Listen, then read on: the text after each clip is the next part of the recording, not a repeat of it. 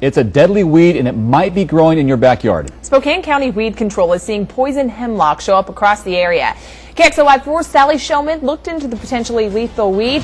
She's live in northeast Spokane tonight. And Sally, what does it look like? I'm standing right next to it here. This is what it looks like. It looks a lot like parsley. Green leaves, jagged edges. Spokane County Weed Control says that they're seeing it more and more all over the place, from the South Hill to the Centennial Trail, and this grove of it is just across the street from Minnehaha Park. It's deadly in enough quantities. It's deadly. Poison hemlock is particularly dangerous for young children.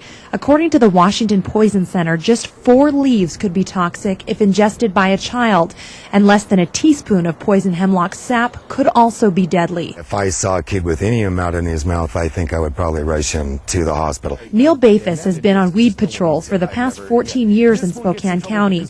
Poison hemlock is a weed he runs into on a regular basis. I think it is spreading. So you wouldn't be surprised if people had this in their backyard? Not at all. The weed resembles parsley. The first year it starts as little green foliage. By the second year it grows into a tall stalk with little white flowers. An identifying feature is the purple and red striping on the stalk.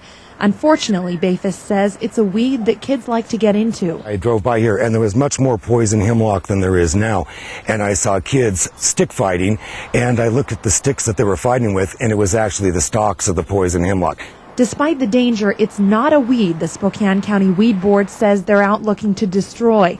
They say there are just so many toxic weeds, it would be impossible to fight them all. You would not believe all the plants with different levels of toxicity.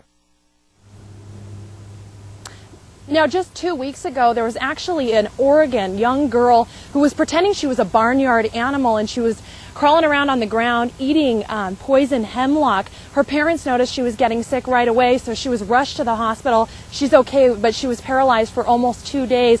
Now, the poison board tells me that you can get rid of these poison hemlock bushes by simply spraying some herbicide on them. In northeast Spokane, Sally Showman, KXLY4.